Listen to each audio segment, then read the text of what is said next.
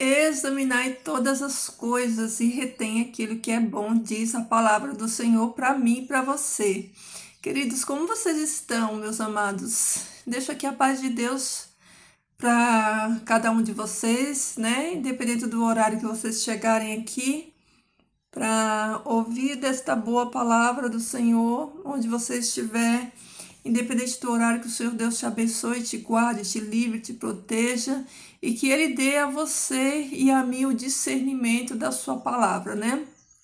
Meus amados, nós estamos em uma sequência, né, de estudos. Nós começamos aqui nesse canal focado no devocional, de trazer uma palavra, um versículo, né, para animar o nosso dia, para animar a nossa fé, para trazer ânimo. E com o passar do tempo esses devocionais eles estão, né, caminhando aí para estudos, né?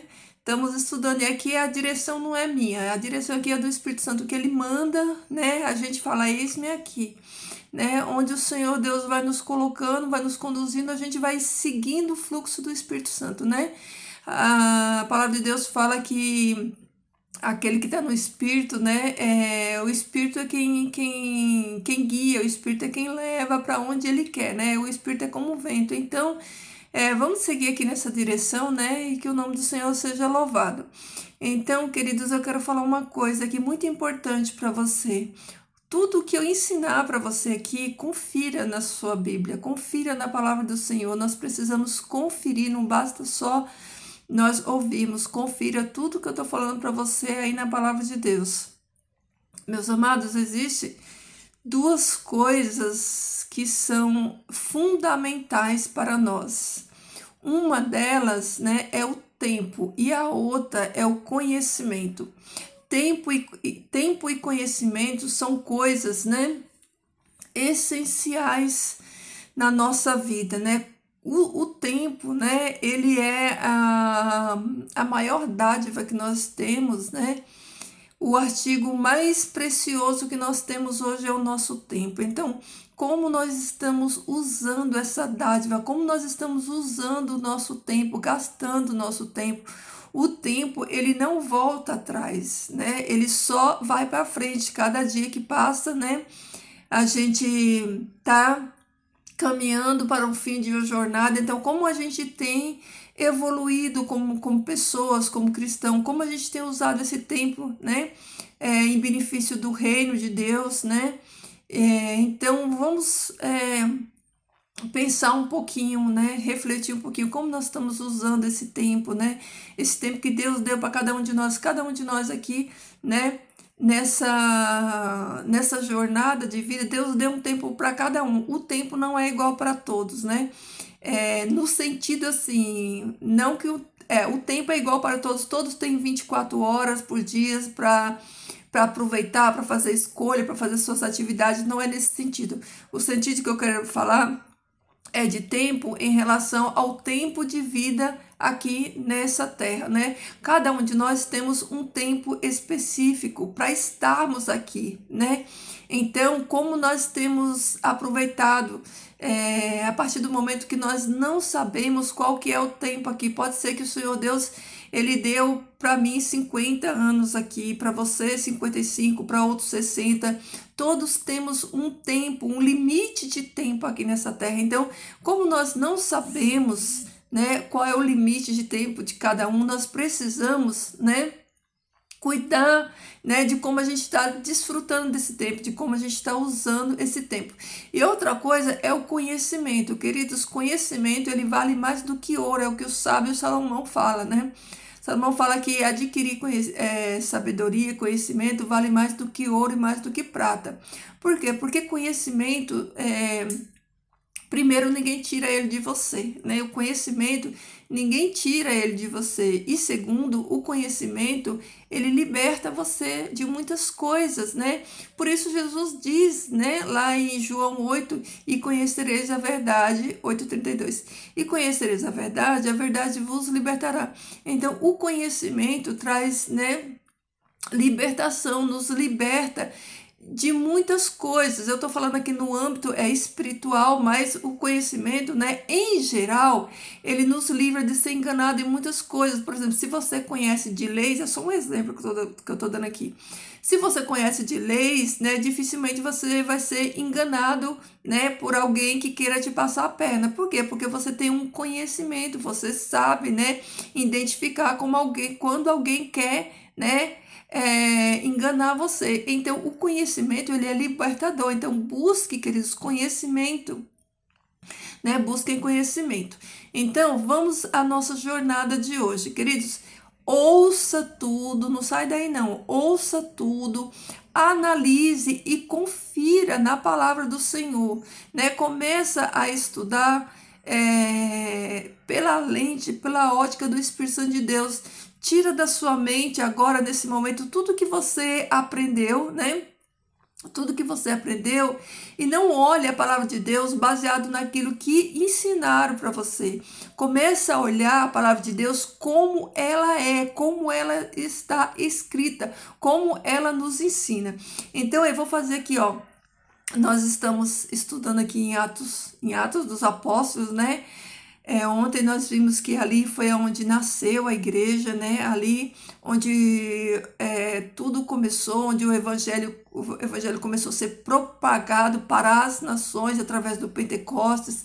Nós já entendemos o que significa Pentecostes. Então, hoje, antes de eu entrar aqui no texto bíblico, eu quero dar um panorama para você ter um melhor entendimento, para te ajudar a você olhar o todo da coisa, né? Não ficar olhando só aquele pequeno trecho, você ter uma visão ampliada, você ter uma noção ampliada, para dentro desse todo você conseguir entender. A palavra de Deus, ela está toda conectada, tudo se conecta, não tem nenhum fio solto na palavra de Deus. Deus, ele deixou tudo conectado, tudo conectado. Então, onde que começa, né, a nossa jornada? Queridos, nossa jornada começa aqui, ó. Ó. Deixa eu ler uma coisa aqui para você, ó. Vamos ver o chamado de Abraão. Olha só. Ó, deixa eu ler aqui para você. Pega a sua Bíblia aí para você conferir, ou se você prefere, anota tudo bonitinho aí, depois você senta, você ora e você vai conferindo tudo na sua Bíblia. Capítulo 12 de Gênesis diz assim o seguinte, olha aí, ó. Então disse o Senhor a Abraão: deixa a tua terra, de onde nasceste, e da casa de teu pai, para a terra que eu te mostrarei. Farei de ti uma grande nação. Eu te abençoarei muito e engrandecerei teu nome, porque é bendito. Bendirei os que te bendizem e amaldiçoarei os que te amaldiçoam. Em ti e em tua semente serão benditas todas as nações da terra. Então, queridos, olha só.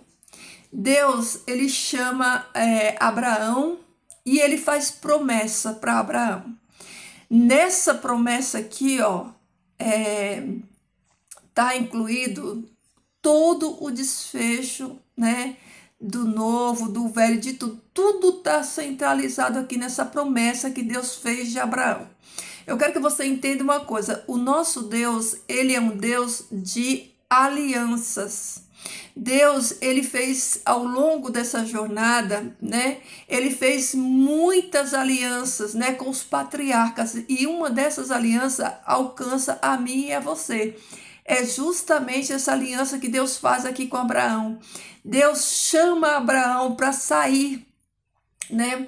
Deus chama Abraão para sair do meio da parentela dele, né? E Deus, agora Deus convida Abraão a ir em uma direção, uma jornada, um caminho de fé. Deus chama a mim e a você a sair do paganismo, né? A sair das coisas que não agradam a ele. Quando Deus chama Abraão e pede para Abraão, ó, que ele deixe a casa dos pais dele e a terra dele, Deus estava querendo falar para Abraão: Abraão, eu quero que você deixe toda a idolatria, que você deixe as coisas do mundo e agora você comece a andar comigo em santidade, né? O próprio Deus fala assim: Abraão, anda comigo e ser perfeito. Então, esse é o chamado para mim e para você, né? Esse chamado de Abraão é o chamado para mim e para você, para nós sairmos do mundo, sairmos da nossa parentela. Lembre-se, querido, a palavra de Deus, ela é simbólica o tempo todo. Vai ter trechos que não é, vai ter, mas na maioria, a palavra de Deus, ela é simbólica e você precisa interpretar. Então, quando Deus fala assim para mim, para você, saia dos seus parentes, né? Não quer dizer exatamente sair do meio dos seus parentes. Quer dizer você sair do meio da idolatria, porque você pode ter parentes que professam a mesma fé que você, que está na mesma fé que você. Então a gente precisa fazer esse discernimento. Quando Deus diz sai da tua terra, sai da tua parentela, Deus está querendo falar assim, ó, sai de tudo aquilo que não me agrada. Sai da idolatria, sai do meio, né, daqueles que não fazem a minha vontade. Então Deus pede para que Abraão saia. E Deus dá promessa para Abraão. E qual é essa promessa? A promessa é que ele vai fazer de Abraão uma grande nação, né? Vai fazer uma grande nação, vai bendizer o nome dele, né? E Deus aqui fala nessa promessa que ele vai abençoar todos aqueles que, eu bendirei os que te bendizem. Eu vou abençoar, Abraão, aqueles que te abençoam. E vou amaldiçoar aqueles que te amaldiçoam. Olha aí, segura aí. Em ti e na tua semente, qual é a semente, né, de Abraão? Que semente é essa? Nós vamos ver. Em ti e a tua semente serão benditas todas as nações da terra. Todas as nações da terra. Então, olha, abre a sua mente aí. Todas as nações da terra, elas são benditas nessa promessa aqui, ó, por meio da promessa que Deus fez com Abraão.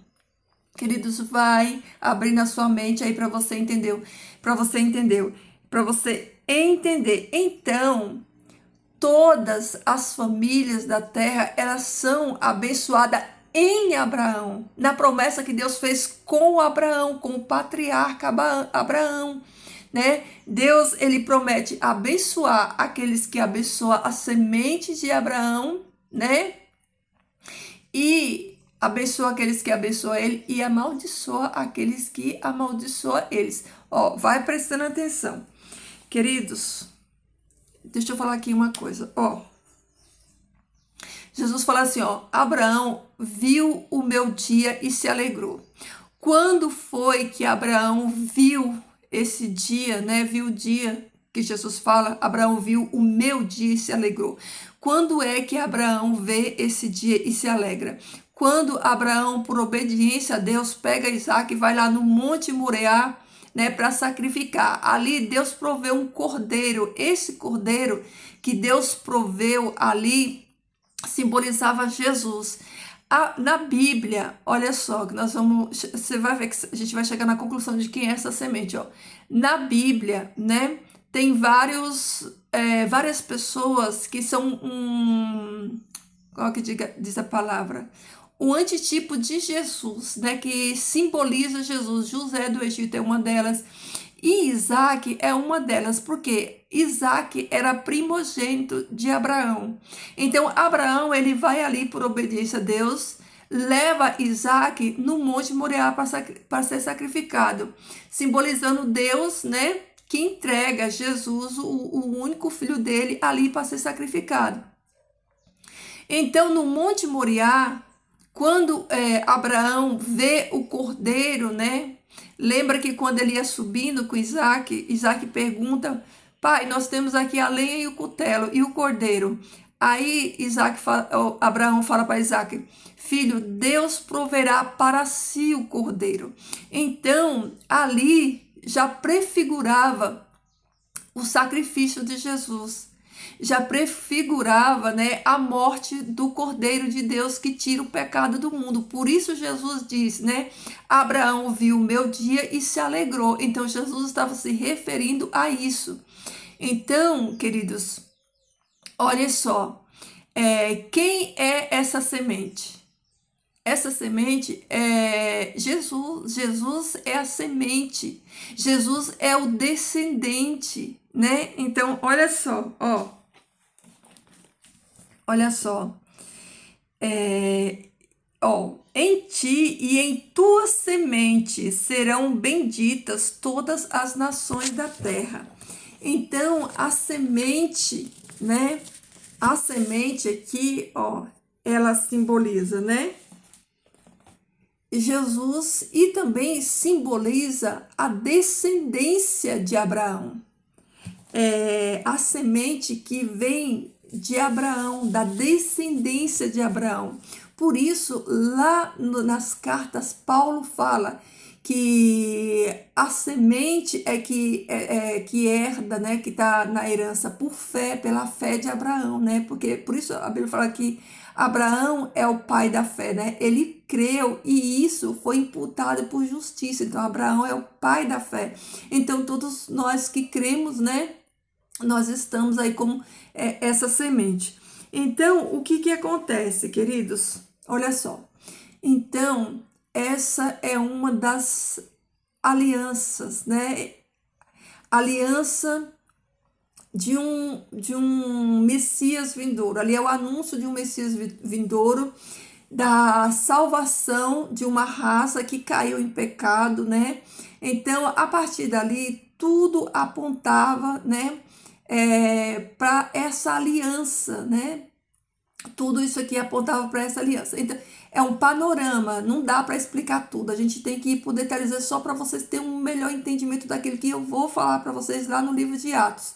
Então, queridos, o que acontece? Ali Deus fez uma aliança, né? A gente vê que no decorrer do tempo aconteceram muitas coisas, né?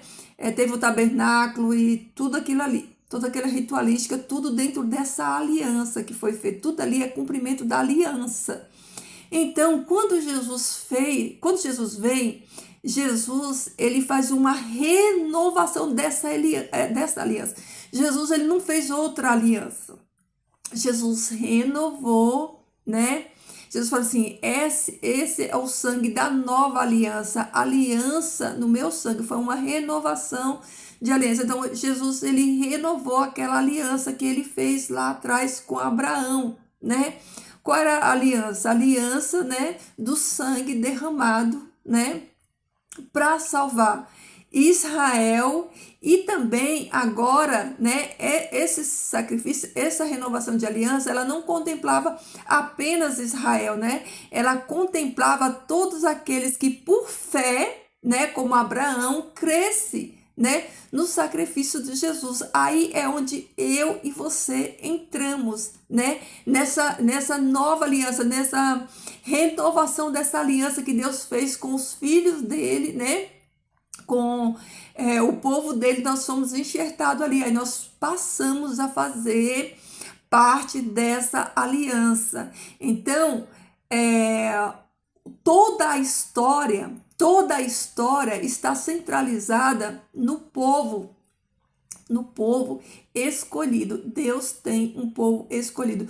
Tudo que existe na terra foi criado por Deus. Deus criou tudo e todas as coisas, todos os povos, tudo é criação de Deus. Mas dentre esses povos, Deus escolheu uma nação e Deus escolheu um lugar, né? Deus escolheu Jerusalém, Deus escolheu os judeus para ser o seu povo. As pessoas querendo ou não, gostando ou não, essa que é a verdade.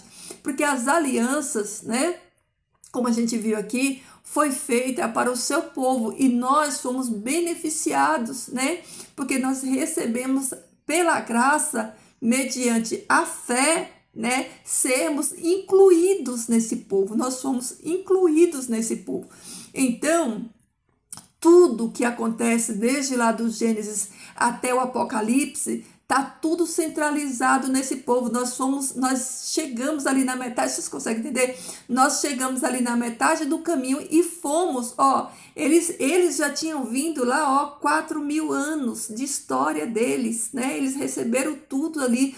Então, quando chega ali, ó, 4.000 anos depois, quando Jesus renova essa aliança, aí nós começamos a caminhar junto com eles. Vocês conseguem entender isso? Né? Vocês conseguem entender isso? Então, o que que acontece? Quando, tá bem resumido, mas eu creio que você vai entender. Então, quando essa nova aliança do Calvário acontece, quando Jesus ele renova esse pacto no seu sangue, tudo concretiza-se nele, isso não quer dizer em absoluto que a partir dali, né, houve-se uma maneira diferente, né, de fazer as coisas, de agradar a Deus.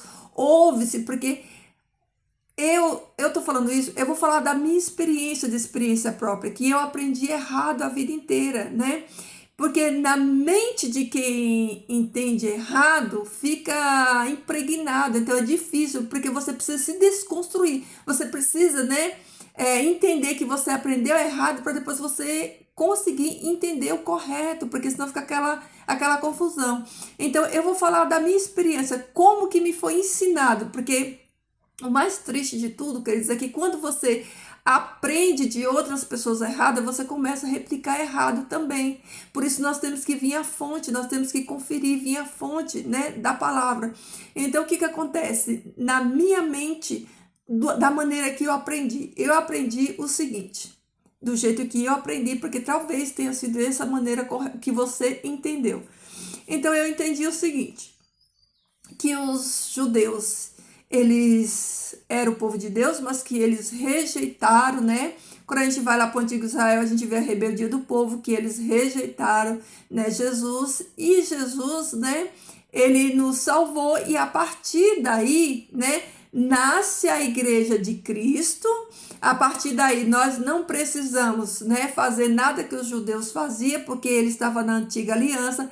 Eles ali era o Antigo Testamento, que não fazia sentido fazer muitas daquelas coisas, e que a partir de agora, de Atos 2, né, dos discípulos, né, a gente vivia o certo, e que eles estavam errados. Querido, se você aprendeu assim, tira isso da sua cabeça, tira isso da sua mente, desconstrói isso, porque isso é tudo mentira. E eu vou mostrar para você dentro da palavra de Deus que isso é mentira, que Deus nunca desviou do caminho, né?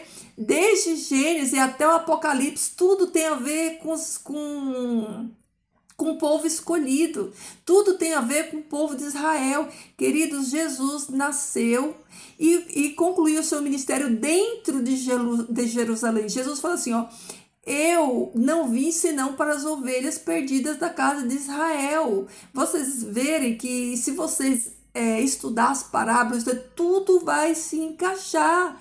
Então, quando Jesus pede para que os discípulos fiquem ali, Jesus não manda eles ir para outras nações, não. Ele fala assim, ó, vocês vão primeiro para os de casa, primeiro Jerusalém, Judéia, Samaria e depois aos confins da terra. Então, entenda isso. Jesus tem aliança com o povo dele e nós fomos enxertados neles pela fé. Mas tudo aquilo que foi dito na profecia vai se cumprir, queridos. Aí vem aquela coisa, né? Ah, mas foram os judeus que mataram Jesus. Agora, deixa eu explicar uma coisinha para vocês. Na época de Jesus, tinha vários partidos políticos. Estude o livro A História dos Hebreus. Lá vai falar quem eram os essênios, quem eram os zelotes, né? Quem eram os fariseus, quem eram os publicanos. Lá, o historiador Flávio Josefo, ele é um historiador, né? Judeu que viveu nos dias de Jesus, e ele escreveu esse livro, A História dos Judeus. Então lá conta tudo. Então deixa eu dar uma resumida para você melhor entender. Então o que acontece? Esse grupo, né, esses grupos políticos que tinham, os fariseus, os saduceus, né, esses que perseguiam Jesus, né, Você vê que o próprio apóstolo Paulo, ele era fariseu, ele era um judeu fariseu, do partido dos fariseus. Então, os fariseus, né, eles eram a cúpula, né, política e religiosa da época. Agora eu vou explicar para você entender. Por exemplo, hoje você está em uma congregação. Nessa sua congregação tem os membros comuns e tem a liderança. Quem decide tudo lá é a liderança. Os membros não decidem nada, a liderança que decide, só para você entender. Então, nos dias de Jesus, esses judeus que queriam matar Jesus não eram os judeus, o povo judeu, o povo comum, era a liderança religiosa. Eram os líderes, não era o povo comum. Eram os líderes, então foram eles que fizeram isso, foram eles que perseguiram os próprios apóstolos. Então não dá para a gente colocar tudo no balaio e falar assim, os judeus matou Jesus, eles mataram o próprio povo. O próprio povo dele matou ele. Sim, eram judeus? Eram, mas a gente não pode colocar tudo no balaio e falar assim, os judeus nenhum aceitaram Jesus e eles mataram Jesus. Teve os que rejeitou? Sim, porque o joio e o trigo está plantado no mundo desde que mundo é mundo. Então, o que acontece? Né?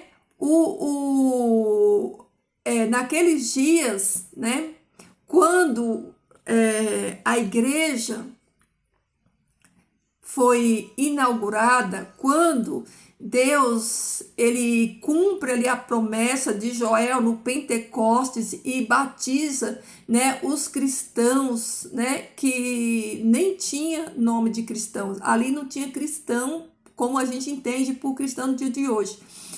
Quando aconteceu o Pentecostes, né, quando aconteceu ali o Pentecostes, não existia as denominações do jeito que nós conhecemos hoje, que ali era judaísmo, eram os judeus dentro de Jerusalém, Então, queridos, entendam que Jesus, ele não veio fundar a religião, porque a religião de Jesus foi o judaísmo. Jesus não veio dar outra doutrina. Paulo fala assim, vocês não podem colocar outro fundamento, já tem um fundamento, já tem uma base, já tem um fundamento, né? Cristianismo tem a ver com o quê? Com Roma, com Constantino, né? Depois, lá no século I, no ano 303, Constantino, ele institucionalizou o cristianismo como religião oficial do império, entendeu? Então, vamos voltar aqui pro Pentecoste. Então, quem era que estava lá no Pentecoste? Os judeus, de todos os lugares, que eles veio para onde? Para a festa de Pentecostes. Entendeu? Então, abra sua mente. Não tinha cristãos lá no Pentecoste, como às vezes a gente pensa que ali, né, eram pessoas que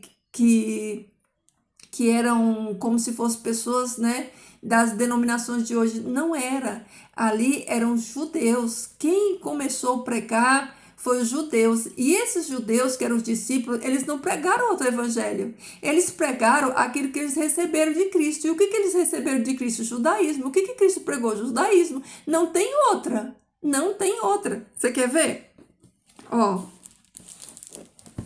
Olha só para você entender. Quando você começar a estudar a palavra de Deus e tirar essa lente que o sistema, né, coloca na gente, coloca da maneira que eles querem que a gente entenda, você vai ver, vai cair um véu dos seus olhos, você vai ver que não é nada disso.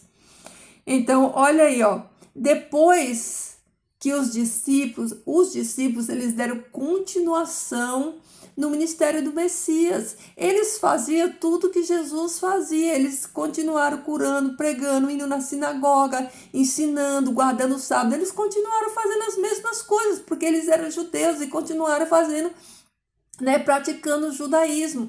Sabe quando que a coisa degringolou? Quando os discípulos foram martirizados, eles foram mortos, eles combatiam os erros, combatiam a heresia, porque eles tinham compromisso com Deus.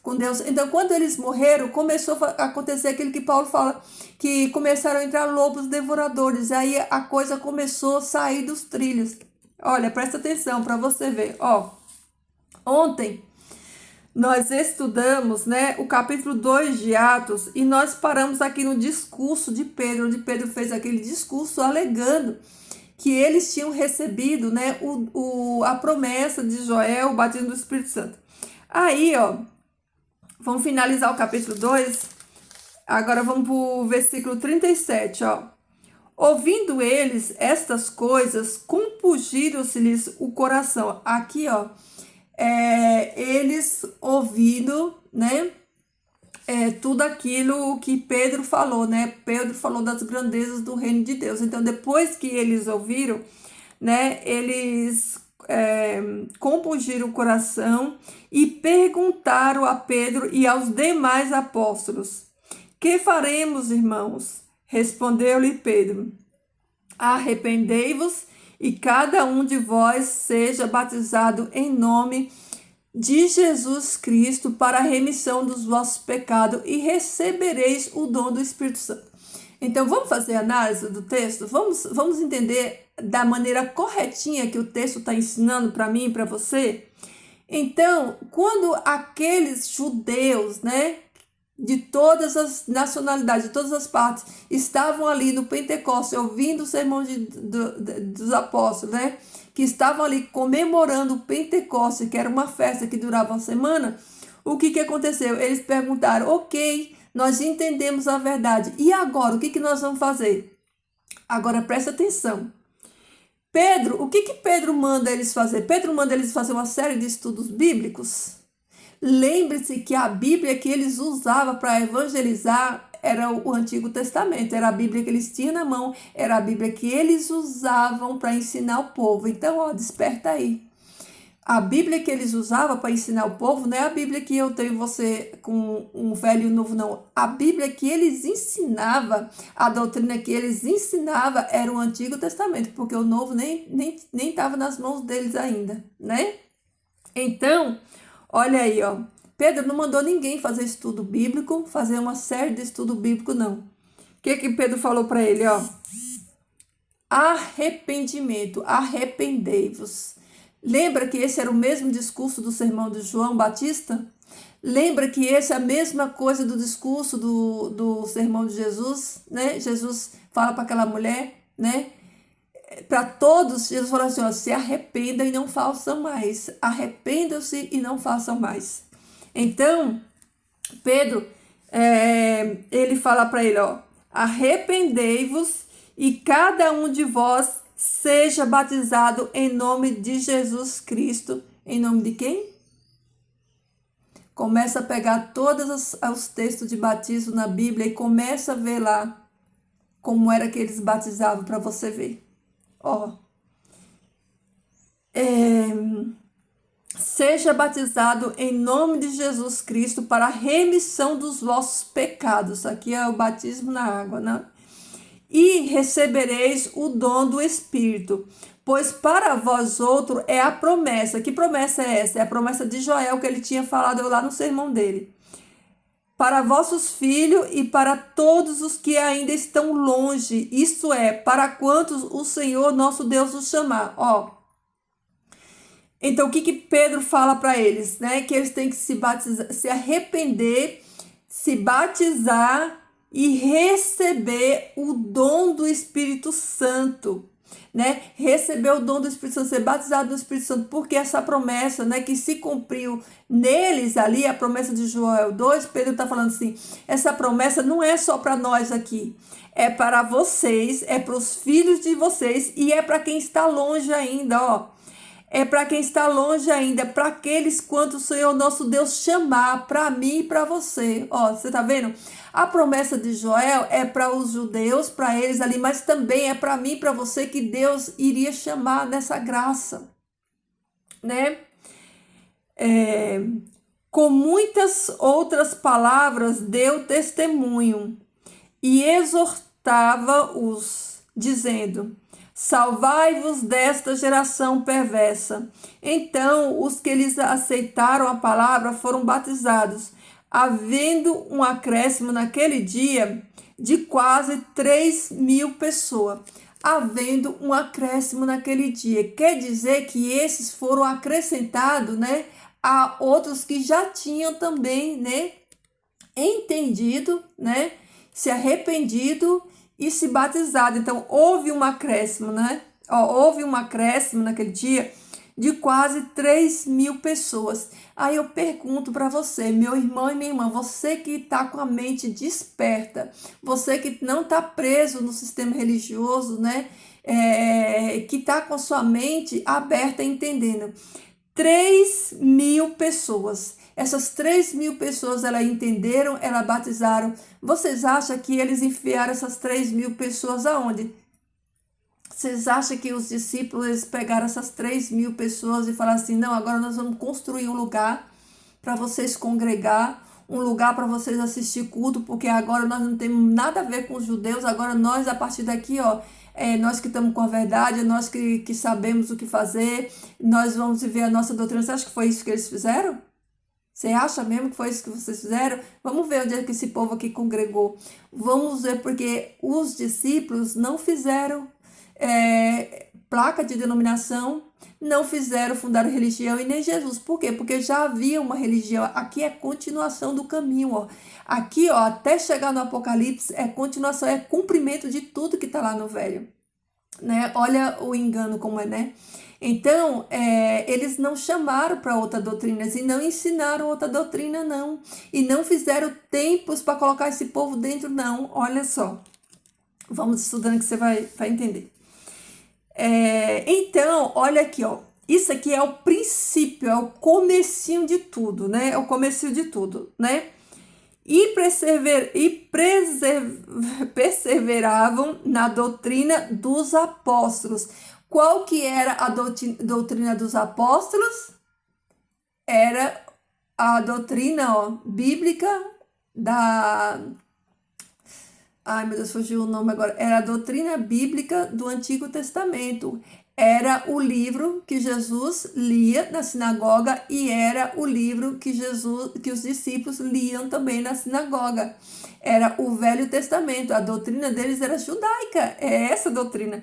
E perseveravam na doutrina dos apóstolos e na comunhão do partir do pão e nas orações. Essa comunhão do pão aqui, ó, é a Páscoa, o Pêssego, né? Em cada alma havia temor, e muitos prodígios e sinais eram feitos por intermédio dos apóstolos. Aí, ó, tudo é continuação, tudo que Jesus fez, ele aprendeu com Jesus, ele continuava fazendo, ó. O próprio Jesus falou, né? Essas obras que faço, vocês farão e ainda maiores. Então, aqui fala que todos os que creram estavam juntos e tinham tudo em comum. Vendiam as suas propriedades e bens, distribuindo o produto entre todos à medida que alguém tinha necessidade. Diariamente perseveravam unânimes no templo. No templo.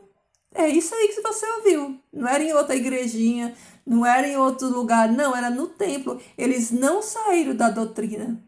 Eles não saíram para fundar denominações e não saíram para colocar placa, né, com o nome que eles acham. Não, eles perseveraram na doutrina. Eles continuaram na doutrina, eles continuaram fazendo a coisa certa. Olha aí, ó. Olha aí, ó. Atos 2, versículo 46. Confere aí na sua Bíblia, ó. Diariamente perseveravam unânimes no templo. Partiam o pão de casa em casa e tomavam as suas refeições com alegria e singeleza de coração, louvando a Deus e contando com a simpatia de todo o povo. Enquanto isso, acrescentava-lhes o Senhor dia a dia os que iam sendo salvos. Entendeu? Eles perseveravam. Ai, dá uma trava-língua nessa palavra. Eles perseveraram na doutrina, eles continuaram na doutrina, eles não fizeram nova doutrina, eles continuaram, eles não pegaram 3.000 almas que se converteram, que entenderam o sacrifício de Jesus e levaram para outro lugar. Não, a partir de agora nós não tem nada a ver com os judeus, nós vamos fazer aqui, que é o que o cristianismo faz hoje, né? Nós vamos fazer aqui os nossos templos, né? E nós vamos, né, a partir de agora, fazer aqui do nosso jeito outra doutrina. Não, não. Lembra lá da profecia do capítulo 4 de Isaías? Olha aqui, ó. Eles continuaram preservando a sã doutrina, perseverando na mesma doutrina. Eles continuaram. Olha só, queridos. Olha só. Vamos só fazer o início aqui, ó, do capítulo 3, para você entender que eles, né, que quem fundou a igreja de Atos 2 não foi cristãos, foi judeus, que eles perseveraram na doutrina, né, e que ali onde tudo começou, porque dá a impressão, né, que quando a igreja primitiva, que as pessoas falam tanto de igreja primitiva, como se a igreja primitiva ela fosse né, institucionalizada por cristãos, né, e era só de cristãos. Não. Quem fundou a igreja primitiva foram judeus na doutrina judaica, e eles não se desviaram, eles continuaram, e só depois, lá na frente, depois da diáspora, depois, né, que os apóstolos morreram, que isso veio, né, se desviar, e Constantino veio assim fazer do cristianismo, né, a religião do império. Mas isso muitas coisas a gente precisa passar para chegar até lá. Eu estou falando aqui do princípio de tudo. Eu estou falando aqui, ó, da igreja verdadeira, que foi fundamentada sob a base apostólica dos apóstolos, que eram judeus. Por que eu estou repetindo? Porque sempre nós fomos acostumados a vida inteira a ser ensinados, né, sobre a igreja de Atos, né, na perspectiva cristã, sem nem levar em conta que todos eles eram judeus e que eles praticaram o judaísmo. Isso ninguém diz dentro das denominações, mas é realidade. Então, olha só, o capítulo 3 de Atos começa falando assim, ó: Pedro e João subiram ao templo para orar. Da hora nona, Pedro e João subiram aonde? Ao templo para orar, na hora nona. Olha, eles continuaram as mesmas práticas judaicas. Pedro e João subiram ao templo para a oração da nona hora, às 3 horas da tarde. Era levado um homem coxo de nascença, o qual punha diariamente à porta do templo, chamada Formosa, para pedir esmola aos que entravam. Agora, deixa eu parar aqui para explicar uma coisa para você. O templo, ele tinha várias entradas, e essas várias entradas tinham várias portas. Cada porta dessas tinha um nome. Tinha a porta das ovelhas, né? Tinha a porta formosa, né? E tinham várias portas com vários nomes, tá bom? Para o acesso ao complexo do templo. Esse templo aqui de Jerusalém foi o templo, né, de Herodes. Herodes, ele manteve ali a planta, né, as medidas do tabernáculo, do templo de Salomão, mas ele construiu em volta no complexo desse templo muitas construções, muitas salas, muitas coisas. Então, ampliou, ficou muito grande esse espaço do templo, né? Por isso tinha essas muitas portas, eram muitos acessos, eram os acessos que dava ao complexo ali do templo. Então, aqui fala, né, a porta, né, que Pedro e João acessaram o complexo do templo. Então fala que, ó, eles levando um homem coxo de nascença, o qual punha diariamente a porta do templo, tá vendo? A porta lá da entrada, chamada Formosa, para pedir esmola aos que entravam. Vendo ele a Pedro e João que iam entrar no templo, implorava que eles dessem uma esmola. Pedro, fitando-o juntamente com João, disse: olha para nós. Ele os olhava atentamente, esperando receber alguma coisa. Pedro, porém, lhe disse: não possuo nem prata nem ouro, mas o que tenho, isto te dou, em nome de Jesus Cristo Nazareno. Anda. E tomando-o pela mão direita, levantou-o imediatamente. Os seus pés e tornozelos firmaram.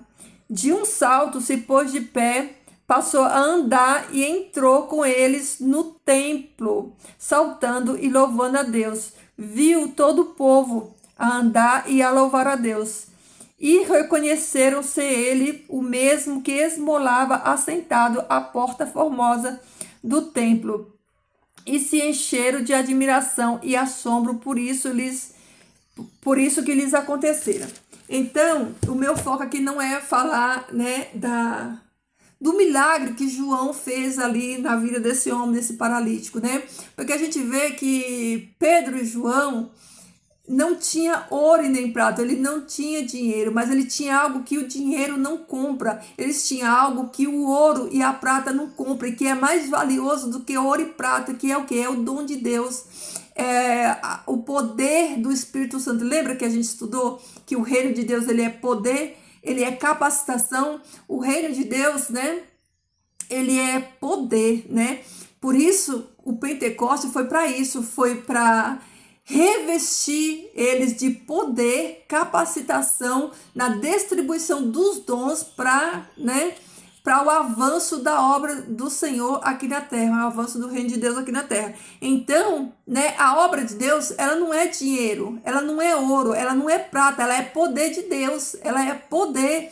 Então, Pedro fala, ó, nós não temos ouro nem prata, mas olha só, ouro e prata diante daquilo que ele fez na vida deles não tinha valor nenhum. Se eles tivessem dado para esse homem ouro e prata, certamente ele ia gastar, ia morrer, né, enfermo. Mas o que ele tinha, que não era ouro nem prata, valia muito mais que isso, porque ele recebeu uma cura, algo sobrenatural. Então, o reino de Deus é isso.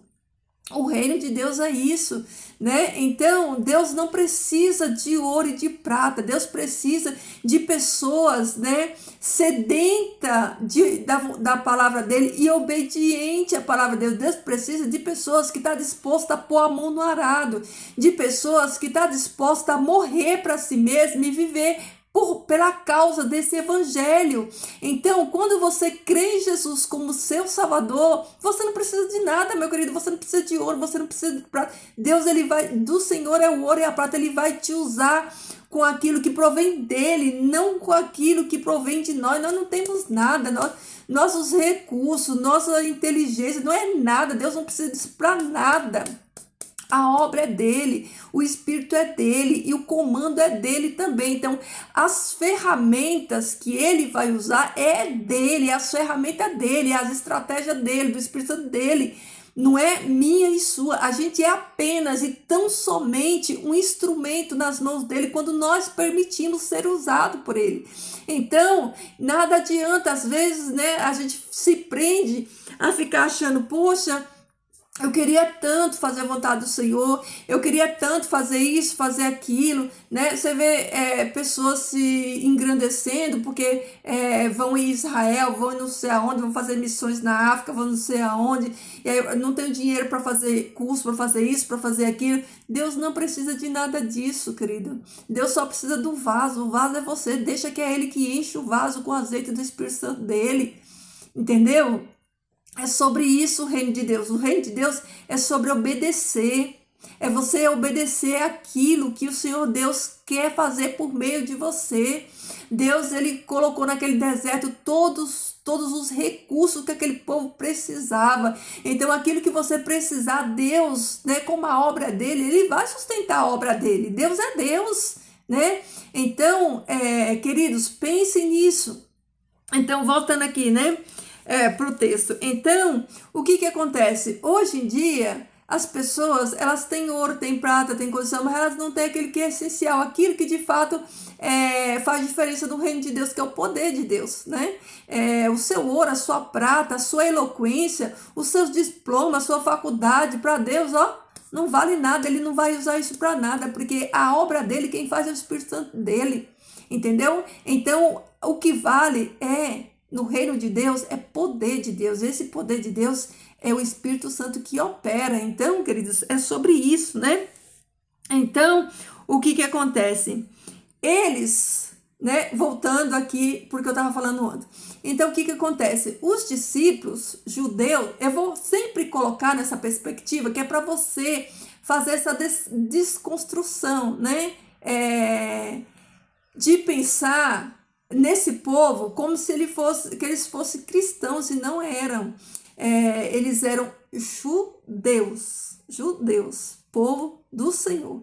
Então, o que acontece? Eles, depois, né, do Pentecostes, que eles deram continuação, né, na obra de Jesus, né, eles não foram fundar outro templo, nem outra doutrina.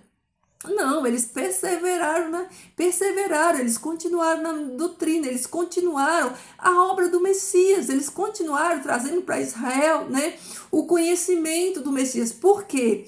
Porque Israel, como eu falei ontem, eles esperavam um rei que viesse libertar Israel do jugo romano. Eles estavam ali sob o jugo de Roma, sendo explorados por Roma. Roma cobrava impostos dele. Então, eles queriam se ver livres do jugo de Roma. Então, esse Messias que a Torá, o Antigo Testamento, ele pregava, porque todo o Antigo Testamento ele caminha em cima dessa profecia que se cumpria no Messias, de um libertador vindo lá da linhagem, da descendência de Davi, para libertar Israel do jugo dos seus inimigos, que no caso era Roma. Então, na mente desses judeus, né,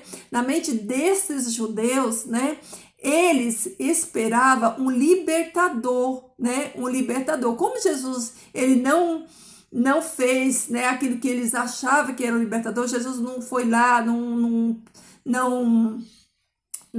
como é que diz, não institucionalizou o seu reino aqui na terra, então para eles não era o rei deles, o Messias esperado. Mas você lembra que quando Maria e José foi apresentar Jesus lá no templo, né, o sacerdote, né, Zacarias e Ana, eles reconheceram o Messias. Então, olha que não é todos os judeus, né, que estavam contra o Messias. Você vê que Zacarias fala assim: Senhor, pode despedir o seu servo, porque os meus olhos, né, enxergaram.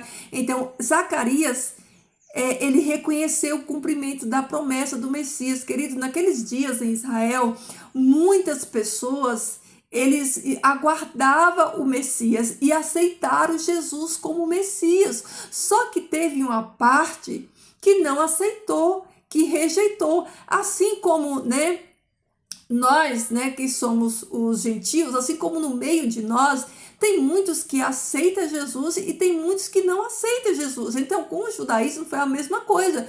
Quando Jesus veio, teve aqueles, né, que aceitaram ele, que estavam esperando eles, que entenderam a promessa, que entenderam a profecia e que aceitaram. Mas também a liderança que perseguia Jesus não aceitou. Por quê? Porque essa liderança, ela estava corrompida. Essa liderança, você lembra o que acontecia no templo lá? Né? O comércio do templo. Então, essa liderança já estava sob o domínio de Satanás. Entendeu? Então, pensa, querido. Começa a fazer a análise correta do texto. Então, esses não aceitaram Jesus, assim como até os dias de hoje. Então, olha só, nos dias de hoje nós temos, né, várias categorias também dentro do judaísmo. O judaísmo ele também está fragmentado, assim como o cristianismo. Então, tem os judeus ortodoxos, que eles não aceitaram Jesus como Messias, que eles ainda esperam esse Messias, né, que é o que vem restituir o reino a Israel, né? Eles esperam, aguardam esse Messias. E tem os judeus messiânicos vêm de Messias, que acreditaram em Messias como o Yeshua verdadeiro, que acreditaram que ele vai voltar. Então tem essas duas linhas, ó, queridos, entendeu? Então, não tira da sua cabeça essa coisa, os judeus mataram Jesus como se fosse todos, colocasse todos na panela. Jesus, ele não rejeita o seu povo. Jesus não rejeita o seu povo. Jesus veio para os seus, ele mesmo falou. Ele veio para os seus. Então, queridos, ó, você quer ver? Eu vou mostrar aqui para você, biblicamente, aquilo que eu estou falando para você. Então, queridos, coloca uma coisa na cabeça de vocês, né? Não existe outro fundamento, outra doutrina, além daquela que foi, né, fundamentada por Jesus, né?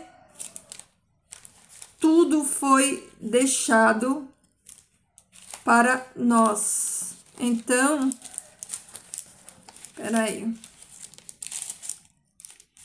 que eu vou achar aqui o texto de Romanos para você ver isso daqui, ó. Romanos.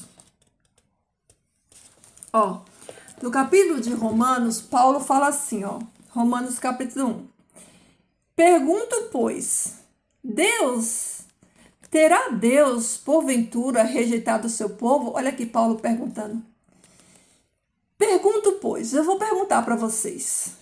Porventura, por acaso, rejeitou o seu povo? Deus porventura rejeitou o seu povo? E ele mesmo responde, ó, de modo nenhum. Olha aí, que povo é esse? Qual é o povo escolhido de Deus? É Israel. Eu também sou israelita, da descendência de Abraão, da tribo de Benjamim. Olha aqui Paulo falando. Deus não rejeitou o seu povo, a quem de antemão o conheceu. De antemão, antes o conheceu.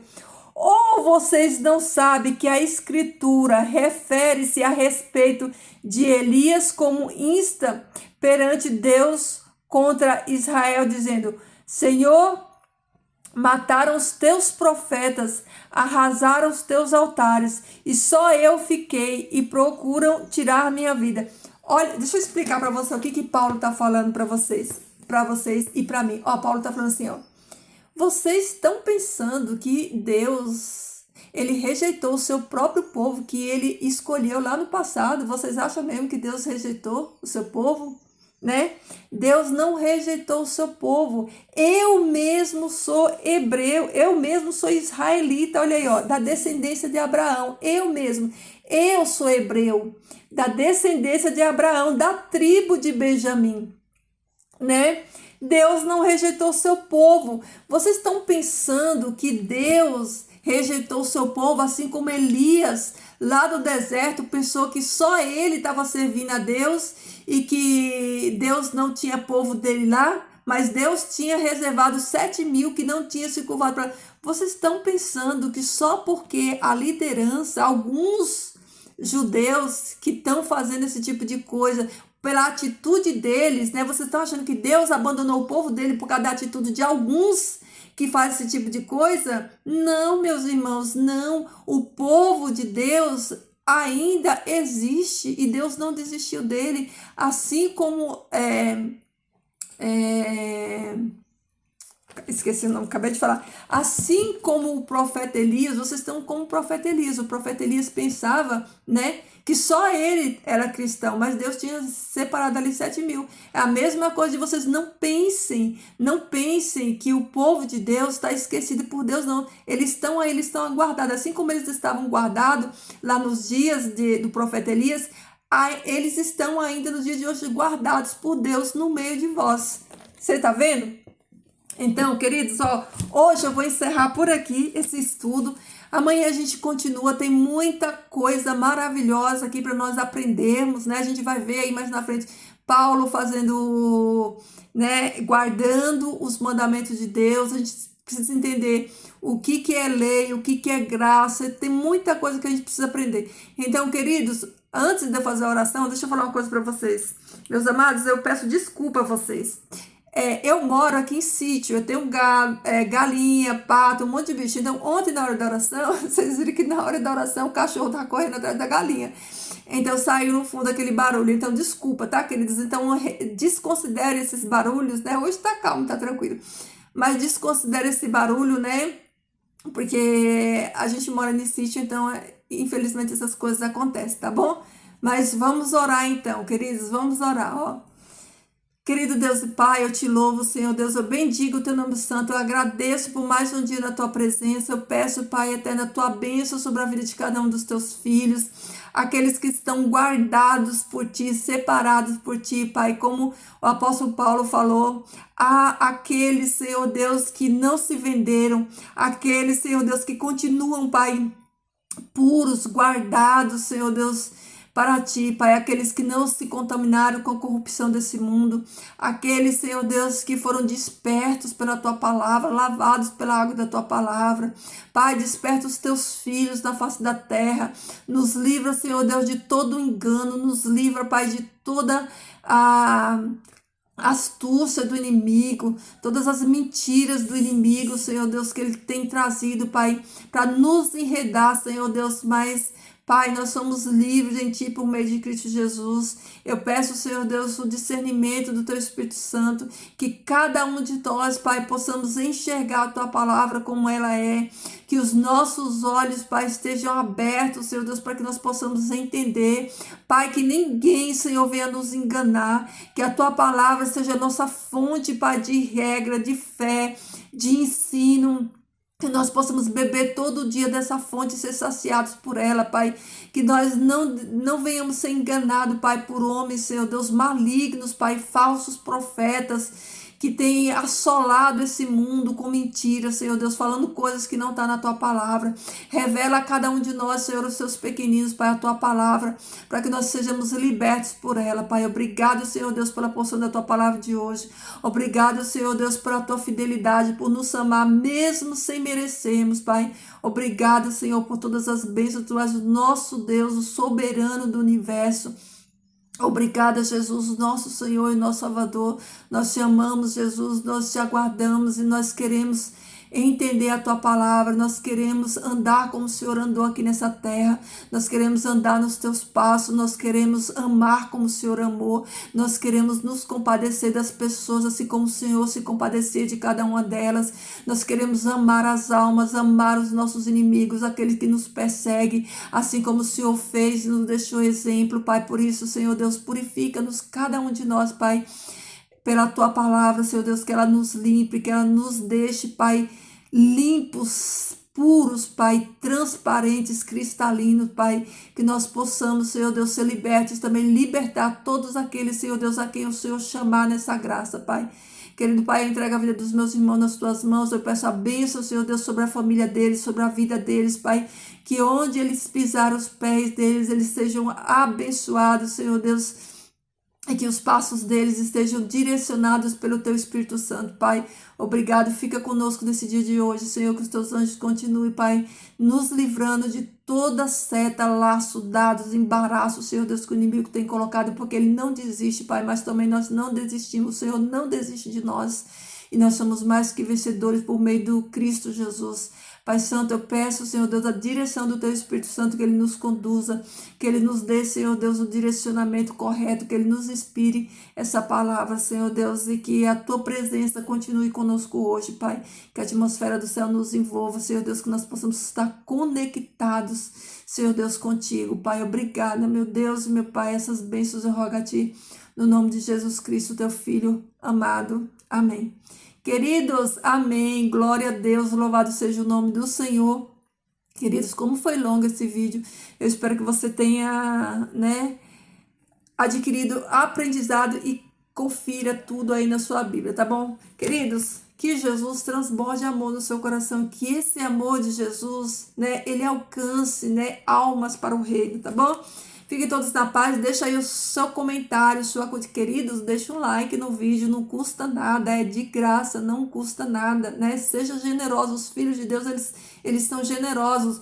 Eu não preciso de like, eu não preciso ser vista por ninguém, mas a palavra de Deus, ela precisa ser propagada para que mais pessoas, venham receber esse alimento espiritual. Então seja generoso, vá aí, clica aí no joinha e deixa um like nesse vídeo, tá bom? Fiquem todos na paz do Senhor, queridos, e até amanhã.